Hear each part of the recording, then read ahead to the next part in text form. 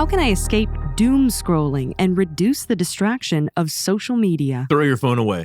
Throw your laptop away. So this phenomenon, recently coined doom scrolling, it's almost as though we are seeking out our own doom, our own discontent in ways. And the reason we do that is because we do get something from it. Otherwise, we wouldn't do it. Evolutionarily, it wouldn't make sense. Just like the reason our attention pings from one place to another, it's so we don't get eaten by some predator or attacked by some other tribe. And so that's a feature. But also, the doom scrolling, we're getting something out of us, or at least we're telling ourselves that we're getting something out of seeking out that news or that information. I would not put that second point on as a given. Just accept that people are doing this. Like that, not that we are supposed to, or that there's some value that we're getting out of it. I would put that as a question mark. Are we getting some value out of this? Because there's a very important component that we have to acknowledge. We are not neutral participants in a fair fight with social media. Social media has been designed by not just an engineer or two, but teams of algorithm builders that have designed ways to harness our attention, not just broadly speaking, like stuff that's fear-inducing or that's interesting or that's novel will get us. It's for us. It's customized to our particular interests, our particular fearful qualities, our particular exciting things that we like. So the chances of us being able to fight the lure that is designed for us to want to invest our attention in it, there's no chance. There's no chance. So we have to remember that so that's why I question mark that we're doing this for some reason. I think that we have to remember that, and there's other people that have started talking about this notion of an attention economy, that we are participants. If you're not paying for the product, you are the product is another shorthand for this. Yes. So to remember that this is the situation I'm in. Now, a lot of the advice given regarding what to do about breaking up with your phone, et cetera, I'm not convinced that that's necessarily all that helpful, because it's almost like food at this point. Like, you've got to figure out a different relationship if it's a problematic one. So what is the way I'm going to have a different relationship? Now, the first thing we can do to arm ourselves against this very unfair fight is to acknowledge it's an unfair fight. Like, I'm not going to win this. So how can I behave in a way that strategic and advantages me without fighting? Like, how can I set myself up so that I don't have to fight? Yes. So this is where it's not going to be the most quick fix answer, but it's the one that's probably going to help us the most. It's to use those same qualities of attention that we're cultivating. Focus, notice, redirect. So, for example, and really mindfulness in this context of moment-to-moment awareness of what is happening in our moment. In our experience. So, the next time here's what I think probably happens, and it happens to me too. We're all a work in progress. Typically, you're 30 minutes into your TikTok time before somebody taps you on the shoulder and says, "Hey, you said you were going to do blah blah blah," or you're like, "Oh crap, I forgot to pick up my kid from school." Whatever it is, some external thing gets you to wake up out of the lure of this completely consuming engagement with, pick your app of choice. I don't care. So how did that happen? Nobody put you there with your eyes on the phone. No, you did that yourself. Yeah, At some point, you picked up the phone. You actually looked at the phone. You put your code in, or you did face activation. You clicked on an app. You read and scrolled through the app. Your finger moved multiple times. That was not happening by a robot. That was happening by you yourself. But I'm positive most of us have no memory of any of that and have no awareness that we did all of those steps. Yes. So if we think about our phone itself as an opportunity to practice mindfulness, we can take a different approach. Just notice the experience of holding the phone. Literally, I'm in this moment, I feel the phone. Notice the act. Remember that you're doing this, of getting into the app. Notice that you're actually clicking. And what I recommend people to do to really help themselves is have a goal for why you're going to engage with this particular app.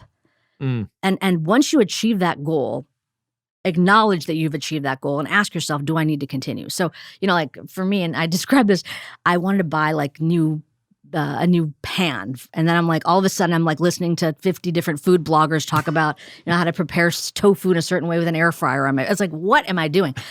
But what you can do is say the purpose of this engagement is to find a new pan and find some trusted sources on it. Have I done that? Yes. Do I want to keep going? Should I keep going? Those are all choice points, and then you can decide in that moment. But if you are completely oblivious, there's no chance. So that's just some of the helpful ways we can really use our phones as a way to practice mindfulness, actually. Yeah. I mean, it would be easy to just sit here, and I guess it might be easier, to fast than it is to diet.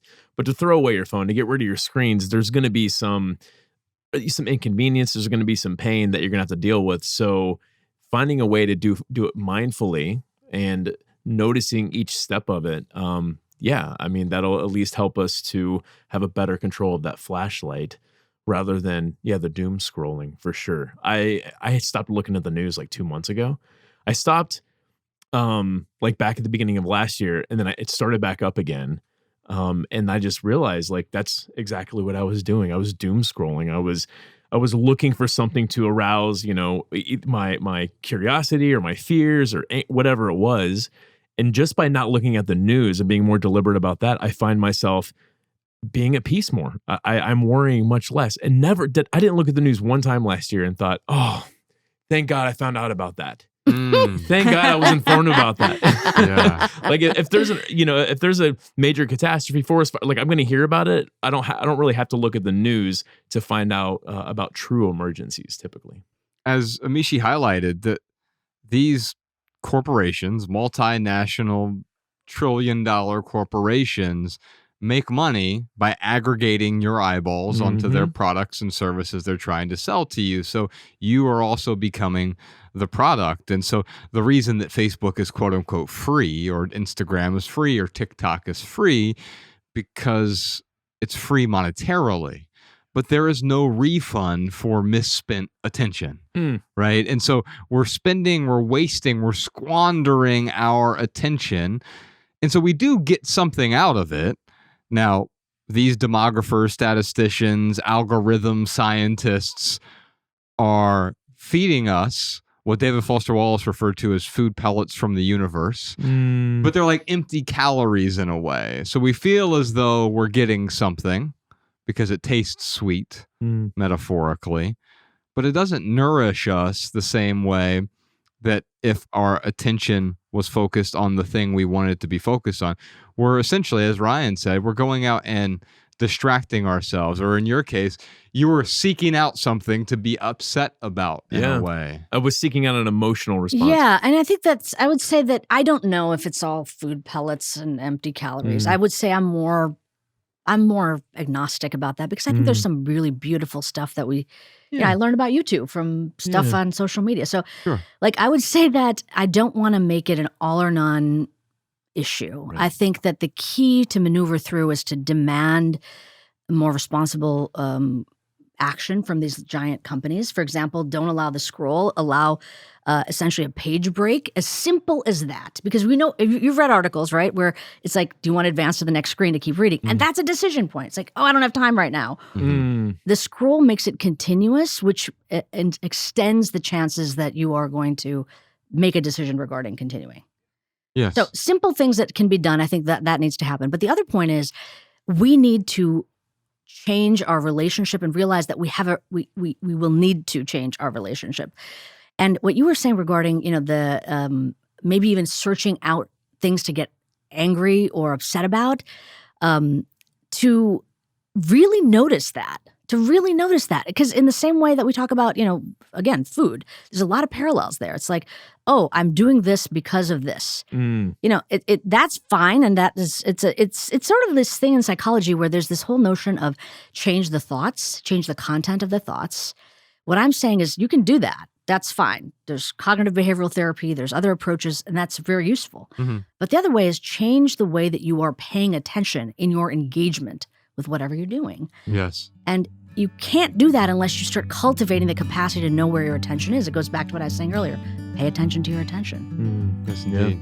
Did you enjoy this video? If so, you can listen to full episodes of the Minimalists Private Podcast, available exclusively on Patreon. Visit patreon.com/theminimalists today. Your support keeps our podcast and YouTube channel 100% advertisement free.